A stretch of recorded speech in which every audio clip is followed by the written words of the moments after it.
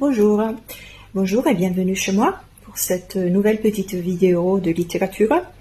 Cette fois, je vous parlerai en vis-à-vis, contrairement aux autres vidéos de littérature que j'ai postées jusqu'à maintenant sur ma chaîne institutionnelle YouTube. Et bon, c'est l'été, c'est la période idéale et précieuse pour moi pour reprendre dans mes mains certains bouquins, pour approfondir, pour la réflexion, pour penser déjà à l'année scolaire suivante. Et donc aujourd'hui, j'ai pensé d'enregistrer cette vidéo. C'est un peu un test, donc je vous demande déjà pardon si la qualité de l'audio n'est pas si bonne. Je vais améliorer au cours du temps. Et donc aujourd'hui, je vais vous parler d'une erreur que l'on commet assez fréquemment dans le domaine de la littérature. Et donc c'est la faute qui consiste à confondre le terme illuminisme, le terme italien illuminisme, et le mot illuminisme.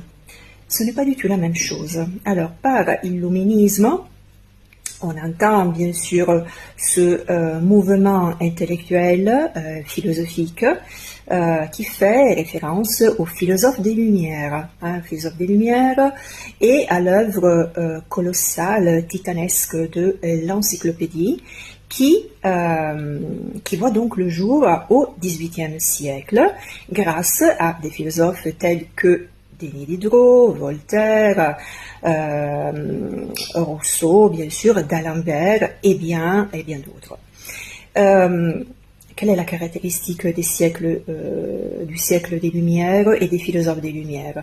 C'est bien sûr la primauté absolue qui est attribuée à la raison. Et donc cette soif de savoir qui est donc le terrain fertile pour la naissance de cette œuvre gigantesque de l'encyclopédie.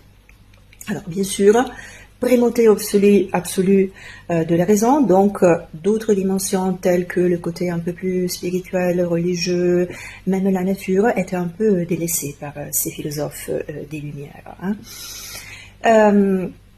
Cela n'empêche que, toujours au XVIIIe siècle, il y a un mouvement plus spirituel, un mouvement, un courant philosophique plus spirituel, plus mystique, je dirais même ésotérique, qui prend le nom donc d'illuminisme. Donc par le terme illuminisme en français, on désigne le courant philosophique ésotérique qui se développe parallèlement à la philosophie donc de l'encyclopédie, donc aux philosophes des Lumières. Donc, on sait beaucoup à propos des philosophes des Lumières et de leurs œuvres. On sait moins par rapport aux philosophes donc mystiques, ésotériques de ce siècle. Alors, parmi les philosophes illuministes du XVIIIe siècle, on doit citer Louis-Claude de Saint-Martin. Louis-Claude de Saint-Martin était issu d'une famille noble d'Amboise, en Touraine, et il naît le 18 janvier 1743, donc dans une famille aristocrate. C'est un garçon doué pour les études, très sensible, ayant une dimension spirituelle assez importante, qui sera d'ailleurs sublimée par sa belle-mère. Et en effet, toute sa vie durant, Louis-Claude de Saint-Martin sera reconnaissant à sa belle-mère pour l'avoir aidé à approfondir et à amplifier cette dimension spirituelle. Alors, comme beaucoup d'autres garçons issus de familles aristocrates, il entreprend des études de droit. Donc, il fait son droit, il devient avocat, mais il se rend compte assez rapidement, assez vite, que la carrière d'avocat n'est pas véritablement en correspondance avec son esprit, avec son âme, et donc il abandonne la profession libérale d'avocat et il entre dans l'armée. Ça c'était aussi très fréquent à l'époque pour les jeunes nobles et aristocrates. Il se consacre donc à la carrière militaire, premièrement parce que cela lui donnait beaucoup de temps libre pour approfondir ses études. Après un certain temps, il décide d'abandonner la carrière militaire aussi pour se consacrer entièrement à ses études mystiques et philosophiques. Il entre faire partie d'une confrérie, d'un ordre, l'ordre des élus Cohen, qui avait été fondé par Martinez de Pasquali, qu'il considère comme son premier instructeur. Donc il utilise justement ce terme, premier instructeur. Alors Martinez de Pasquali fonde la doctrine, disons que sa philosophie était fondée sur la doctrine de la réintégration. Et la doctrine de la réintégration, cela signifie que l'homme est condamné depuis sa chute à ne plus entrer en communion avec Dieu. Donc cette doctrine de la réintégration consiste à atteindre à nouveau cette étincelle divine qui est dans les cœurs de tous les êtres humains.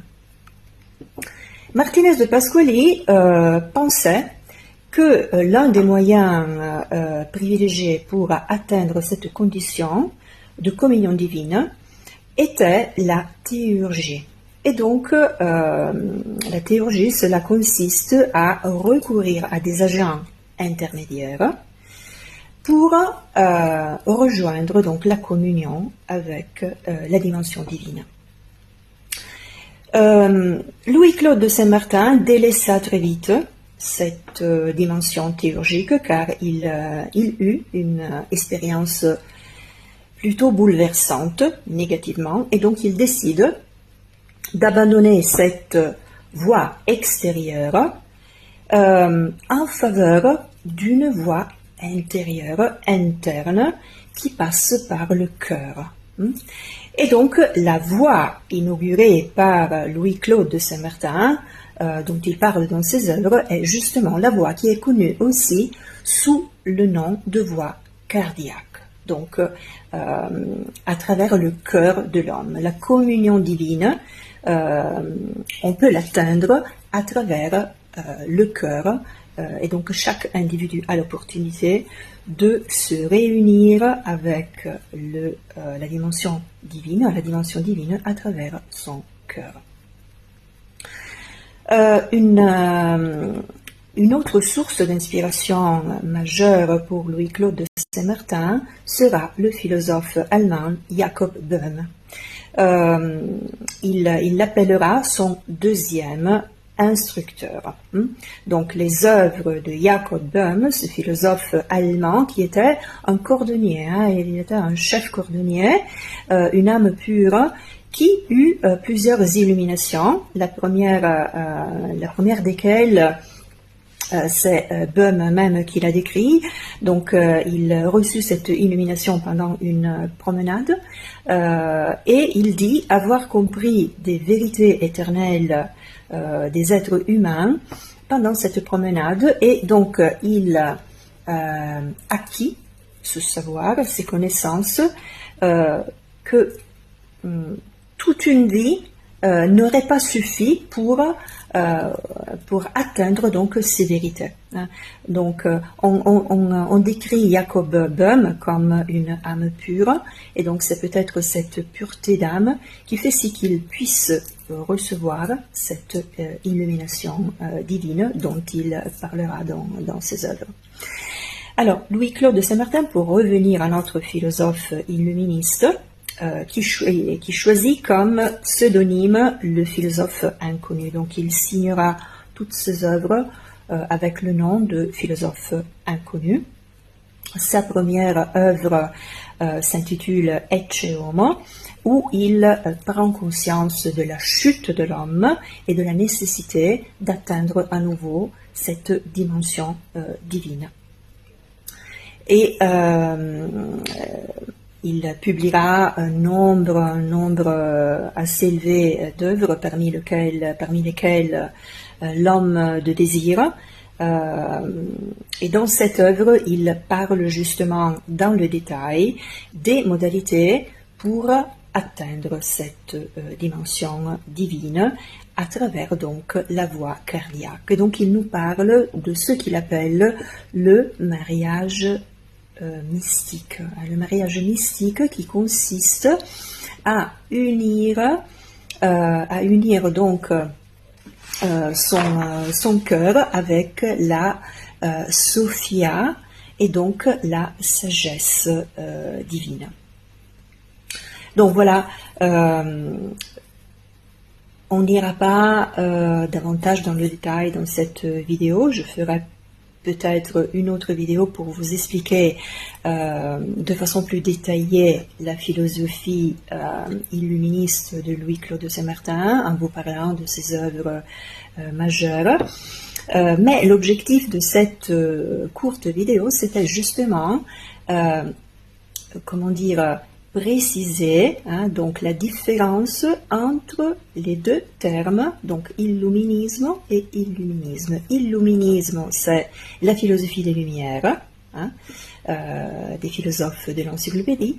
Illuminisme, par contre, désigne cette dimension, toujours dans le contexte du XVIIIe siècle, cette dimension plus spirituelle, plus mystique, initiatique, propre à certains philosophes, parmi lesquels le plus remarquable, le plus important est Louis-Claude de Saint-Martin, qui est l'une des lumières les plus lumineuses, qui fut à l'origine aussi de l'ordre martyriste traditionnel qui vit le jour quelques décennies après. Merci de m'avoir écouté et à très vite.